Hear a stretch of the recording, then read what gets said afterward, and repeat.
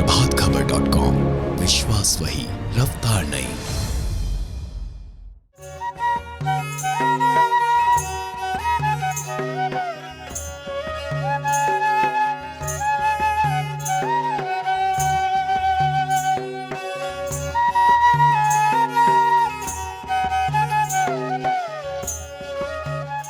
नमस्कार, प्रभात खबर में आपका स्वागत है और इस वक्त मैं आपके साथ हूं पवन। आज झारखंड के दिशोम गुरु शिबू सोरेन का जन्मदिन है। वो 77 साल के हो गए। उन पर ही आज बात करेंगे। हमारे साथ बात करने के लिए इस वक्त मौजूद हैं प्रभात खबर के कार्यकारी संपादक अनुज सिन्हा जी। सर, सबसे पहला सवाल, आज उनका जन्मदिन है शिबू सोरेन का। अलग झारखंड को लेकर उन्होंने काफ़ी आंदोलन किया था, तो आज जब आपसे उनकी बातचीत होती है तो क्या लगता है, वो क्या बताते हैं कि जैसा झारखंड वो बनाना चाहते थे, क्या ऐसा झारखंड का निर्माण हो पाया अभी तक? देखिए, सबसे पहले गुरुजी का संघर्ष बहुत लंबा है। 40 साल का संघर्ष है, एक दूसरा का नहीं, 40 साल। और इस 40 साल में बड़ा हिस्सा कहाँ बीता उनका? जंगलों में, पहाड़ों में, पारसनाथ की पहाड़ियों के बीच में उन्होंने बिताया। पूरे एरिया में घूमते थे, लोगों को एकजुट करते थे। और जो सपना था वो सिर्फ अलग राज्य का नहीं था, जो ये पूरा इलाका पिछड़ा है उसको कैसे डेवलप करे। उसके अलावा सबसे पहले जो उनकी शुरुआत हुई थी वो थी कि पिताजी की हत्या के बाद है महाजनी प्रथा जो वहाँ पर थी उस पर अंकुश लगाना। आदिवासियों की ज़मीन को महाजन लूट लेते थे, उनकी ज़मीन अपने ही ज़मीन पर खेती करते थे, उसको ठीक वापस लेना। इसीलिए गुरुजी ने वो सब अभियान चलाया, धान काटो अभियान चलाया, पैरेलल इकोनॉमी की व्यवस्था की। उनका राज चलता था गुरुजी का अपना टुंडी के इलाकों में। तो वो सब धीरे धीरे करके बहुत बड़ा बदलाव आया है। और आप जो कहते हैं कि कितना बदलाव हुआ, ठीक है। जो सपना रहता है वो पूरा धीरे धीरे होता है, लेकिन अलग राज्य बनने का जो एक सपना था वो तो पूरा हुआ, वो तो दिखा, वो तो रिजल्ट सामने है। अब रहा सवाल है कि स्थिति में कितना परिवर्तन। आज वो हालत नहीं है, आज वो महाजन नहीं है, वो चले गए, वो दौर ही बदल गया। आज आत्मसम्मान के साथ वो आदिवासी जीते हैं, जी रहे हैं, सर उठाकर चलते हैं, जिनकी जमीन कभी ले ली गई थी। ये सम्मान गुरुजी ने दिलवाया है। तो ये तो बदलाव आया ही है। अब रहा सवाल कि आर्थिक स्थिति और बाकी परिवर्तन का, तो उसमें समय लगता है। अब वो पूरा इलाका बदला है। विकास का कोई अंत नहीं होता, ये प्रोसेस है, ये एक सतत प्रक्रिया है जो चलते रहता है। गुरुजी के सपने बहुत हद तक पूरे हुए और बहुत कुछ बाकी है आगे भी, इस पर काम हो रहा है। बरसों लगता है और समय लगेगा। बिल्कुल आने वाला दिन जिसकी कल्पना बिरसा मुंडा ने की थे, गुरुजी ने की, और बाकी हमारे सिद्धू कान्हू जितने भी पूर्वज हैं यहाँ के पूर्वज जिन्होंने की थी, उस पर बढ़ रहा है धीरे धीरे, समय लगता है। ऐसा देखा जाता है कि जो आदिवासी लोग होते हैं खासकर बहुत सीधे होते हैं, बहुत जल्दी आवाज़ भी नहीं उठाते हैं। वो आप जैसे कहेंगे आपके साथ वो चलने को तैयार हो जाते हैं। लेकिन शिबू सोरेन का वो संघर्ष कैसा रहा कि अचानक एक आम इंसान वो थे, फिर आंदोलनकारी बन गए, उसके बाद दिशोम गुरु बन गए। ये सफ़र के बारे में जरा बताइए। गुरुजी का जन्म गोला में हुआ था, निमरा गांव था, वहाँ पे था। और एक सामान्य आदिवासी परिवार जैसा पढ़ता लिखता है वैसा पढ़ते थे। बहुत सरल, पिताजी शिक्षक थे, लेकिन खुल के बोलते थे, गांधीवादी थे इनके पिताजी। तो जो अन्याय के खिलाफ बोलते थे उससे काफ़ी नाराज़गी थी महाजनों के बीच में, और 1957 में उनकी हत्या कर दी महाजनों से। और गुरुजी उस समय छात्रावास में थे, पढ़ रहे थे। ये जब जानकारी मिली तो बड़ी आहत हुए गुरुजी, और उनको जब ये चला पता कि किन लोगों ने मारा है, तो गुरुजी ने कहा कि अब इसके खिलाफ में हम आंदोलन करेंगे धीरे धीरे। तो गुरुजी ने पढ़ाई छोड़ दी है। उसके बाद वहाँ से निकले और धीरे धीरे यूथ को मोबिलाइज किया, लोगों को जमा किया, समिति बनाई, बरलंगा पंचायत का चुनाव लड़ा। गोला से उस आंदोलन को धीरे धीरे करते करते पिटरावार गए, जैनामोड़ गए, बोकारो गए, वहाँ लोगों को जमा किया। उसके बाद वहाँ से विनोद बिहारी महतो और ए के राय के संपर्क में भी आए, चला है। फिर टुंडी में उन्होंने, टुंडी का इलाका, वो जो इलाका है जहाँ गए थे, पलमा कहते हैं उसको, पारसनाथ की पहाड़ी के बीच में बसा एक गाँव, अब तो बदल गया है। वहाँ पे अपना ठिकाना बनाया, फिर जाकर पोखरिया में आश्रम बनाया, और वहाँ पर एक समानांतर सरकार चलती थी गुरुजी की। लोगों को जमा करके सबसे पहले क्या सिखाया? सबसे पहले आदिवासियों को सिखाया वहाँ पे कि तुम्हारी ज़मीन ली गई है तो तुम्हें तैयार रहना चाहिए लंबी लड़ाई के लिए। उसके बाद धान काटो अभियान शुरू किया गया। धान लगाते थे महाजन, खेत थी आदिवासियों की है, तो जाते थे गुरुजी की टीम जाती थी, लोग है, और धान काट के लोगों के बीच में जिसका हक था उसको हक मिलता था। इतना ही नहीं, जब खेत अपने कब्जे में आ गया तो वो लोग क्या करेंगे, तो पैरेलल इकोनॉमी की व्यवस्था की बड़ा बदलाव कि कैसे आप सामूहिक खेती करेंगे। जिन लोगों के पास जमीन नहीं थी उनको भी जमीन सामूहिक खेती करके एक कमाने खाने का अवसर मिला। पशुपालन करवाया, मुर्गी पालन करवाया, बकरी पालन करवाएंगे। खेती की सुविधा उन्होंने दिलवाई कि कैसे चेक डैम बनाकर, बांध बनाकर वहाँ पे खेती की जा सकती है। एक एक नहीं, 3-3 फसल तक उगाया है। झगड़ू पंडित उनके साथ थे, उनको काम बटा। तो इस तरीके से गुरुजी ने सबको इनकम कैसे उसको 2 पैसा मिले वो किया, और तब फिर शुरू की अलग राज्य की लड़ाई। तब तक जेएम का गठन हो गया है। ये लड़ाई धीरे धीरे बढ़ती गई और अंततः ये उसी का रिजल्ट निकला कि 2000 में झारखंड का निर्माण हो पाया। जी हाँ, 2000 में झारखंड, अलग झारखंड बन गया। एक आपने बताया नेमरा गांव में जन्म हुआ। नेमरा से दिल्ली तक का सफ़र आसान नहीं रहा होगा। जैसा आप बताते हैं कि आपने काफ़ी समय तक उनके साथ काम किया है पत्रकारिता के दौरान, तो कुछ ऐसे अनछुए पहलू हैं उनके जीवन के जो आप शेयर करना चाहेंगे, बताना चाहेंगे? नहीं, देखिए, सच ये है कि झारखंड में, और अगर आप कहें तो पूरे देश में, ऐसा आदिवासियों के बीच जननेता नहीं हुआ है। इतना लोकप्रिय, जिसको सुनने के लिए लोग 40-50 किलोमीटर दूर अभी भी अंदर रहते हैं, वो पैदल आते हैं, सुनते हैं। और ये खासियत है गुरु जी को सुनने वालों की। खासियत क्या है, वो चुपचाप आएंगे। पहले भी आंदोलन के दौरान जब आते थे तो लंबी दूर से वो आ रहे हैं तो अपनी पूरी तैयारी से आ रहे हैं। एक गठरी में पूरा बांध कर, खाना पीना बांध कर आ रहे हैं। 2 दिन आने में लग रहा है, रात पर बैठ कर सुनेंगे। और इसका बड़ा अच्छा एग्जाम्पल है, जब जेएमएम के गठन का 1 साल पूरा हुआ था और जब सभा हुई थी धनबाद में, गोल्फ मैदान में है, रात भर सभा चली। और अभी भी झारखंड मुक्ति मोर्चा का जो कार्यक्रम होता है वो इस तरह का, वो रात भर चलते रहता है, लोग सुनते रहते हैं। तो गुरु जी की शैली, वो बोलने की शैली है। खासियत क्या है, सरल है, जो मन में आएगा, जो दिल में रहेगा वो जुबान पे रहेगी। ये उनकी खासियत है।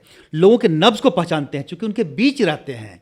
ये बड़ी बात है। उनकी समस्याएं क्या है, निदान क्या है, और बड़ा हक, जिस तरीके से वो बोलते हैं, किसी और जगह अगर बोलते तो हंगामा हो गया होता है। सबको डांट, कोई भी नेता रहे, मतलब बच्चों जैसा उनको मानते हैं।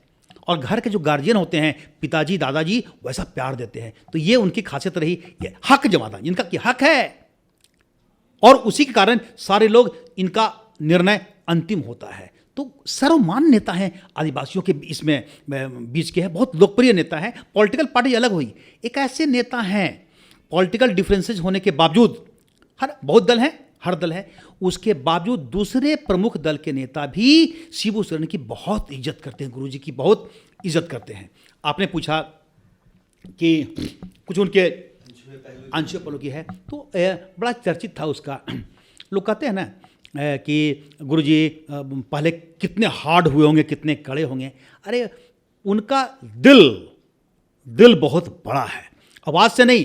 हम बता रहे हैं 1975 में गुरुजी ने समर्पण किया था पहली बार आकर, जब वो के बी सक्सेना हुए थे डिप्टी कमिश्नर और बनाए थे, और लक्ष्मण शुक्ला जब डीसी बनकर आए तो उन्होंने समर्पण किया। जंगल से बाहर आकर मुख्य धारा में आने का प्रयास किए हैं। उन दिनों जेल में, जब उनको जेल में रखा गया था, जेल में पूरी सुविधा थी, चूँकि शासन का ही सपोर्ट था, सब कुछ था है।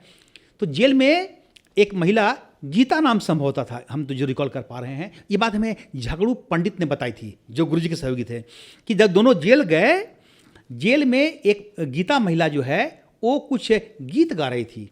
तो गुरुजी समझ नहीं पाया। गुरुजी बोले कि ये क्या कर रही है, क्यों इसकी आवाज़ लग रही है कि बहुत दुखित है।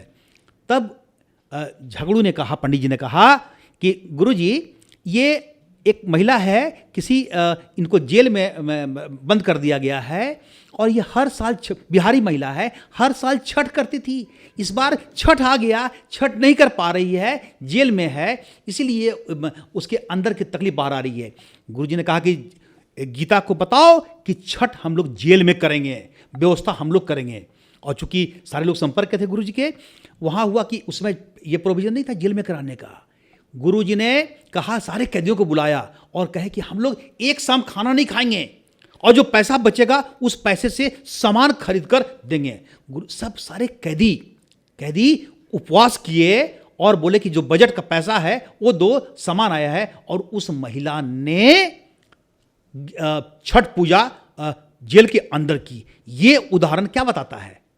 ये बताता है कि कैसे वो सबको साथ लेके चलने वाले व्यक्ति हैं। पॉलिटिकल बयान अलग होता है, जो आप देखते होंगे ना अखबारों में, टीवी पर, बयान अलग है, दिल में कुछ और होता है। तो व्यक्ति आज उनकी इज्जत इसलिए लोग करते हैं कि वो सोचते हैं सभी के लिए। और बड़े कांड हुए थे डोमिसाइल वाले के समय, सबों को शांत रखकर करने के काम में बहुत बड़ी भूमिका गुरुजी ने अदा की है।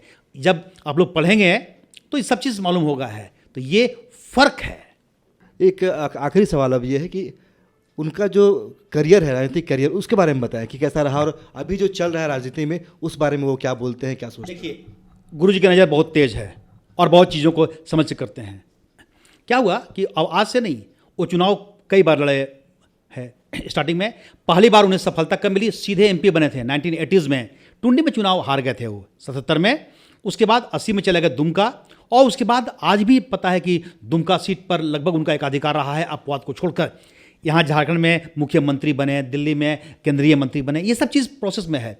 लेकिन एक आदमी कब तक रहेगा, कब तक करते रहेंगे? वो कहते भी थे कि आप थक गए हैं करते करते सारी चीज़ें। जब राज्य दिलवा दिए तो उनका मकसद पूरा हो गया।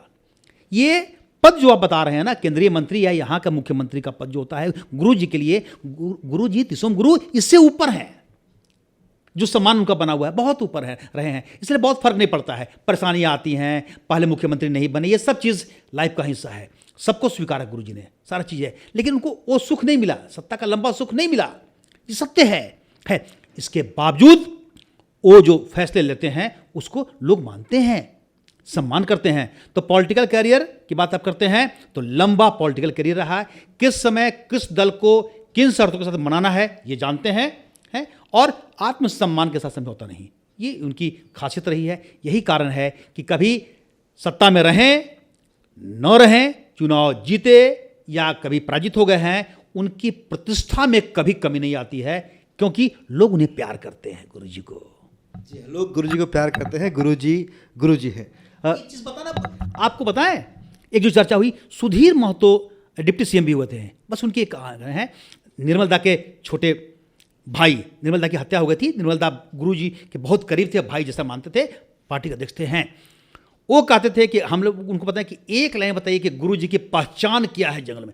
तो बोले गुरु जी वो गुरु जी हैं जो जब जंगलों में जाते हैं, पहाड़ों के बीच में जाते हैं, तो जंगली जानवर भी उनको देखकर जोहार करता है, उनको प्रणाम करता है और उनके लिए रास्ता देता है और कहता है गुरुजी जोहार, गुरुजी आप आगे जाइए, हम लोग आपके साथ हैं। मतलब इतना वो प्रकृति के करीब है, इतना लगाव है, जितना मनुष्य से लगाव है उतना ही पशु पक्षी, पेड़ पौधा, जंगल पहाड़, इससे उन्हें लगाव है। ये असली गुरुजी हैं। प्रकृति के करीब भी और सबको साथ लेकर चलने वाले भी हैं, यही उनकी असली पहचान है। आपको बताते हुए खुशी हो रही है कि अनुज सिन्हा जी ने भी उनके ऊपर किताबें भी लिखी हैं जिनका आज लोकार्पण होना है। सर, उन किताबों का नाम बता दीजिए और खासियत क्या है उनकी, ये बता दीजिए। 3 किताब है। पहली किताब है दिसोम गुरु शिबू सोरेन, ये किताब हिंदी में है। इसका अंग्रेजी अनुवाद भी है, वो है ट्राइबल हीरो शिबू सोरेन। और तीसरी किताब है शब्दावली चित्रावली, वो बच्चों के लिए बनाया गया है, शिबू सोरेन के संघर्ष की गाथा। तो ये 3 किताब है जिसका विमोचन आज होना है। इसमें उनके पूरे जीवन के संघर्ष को बताया गया है। दरअसल में क्या हुआ, शिबू सोरेन को लोग बाद के दिनों को जानते हैं। शिबू सोरेन ये जो 20-25 साल का देखते हैं, नहीं, असली शिबू सोरेन ये नहीं है। गुरु जी ये तो जब राज्य बन गया तब को देखते आप हैं या उसके पहले का है। असली शिबू सोरेन वो शिबू सोरेन है जिन्होंने अपना पूरा जीवन घर में नहीं, जंगलों में बिताया, लोगों के लिए लड़े, संघर्ष किए। तो पूरी कहानी इस किताब में है। बात का भी है, उनको कई बार संकट का सामना करना पड़ा और हर बार केस हुए, जेल का मामला आया, बहुत लगे सारी चीज़ें, लेकिन सब में अल्टीमेटली वो बरी होते गए। लोगों ने उन्हें समझा, तो सारी बातें आ गई हैं। दरअसल में इस आज की युवा पीढ़ी को असली शिबू सोरेन को जानना बहुत आवश्यक है, जिसके संघर्ष के बल पर ये राज्य मिला, रिजल्ट मिला।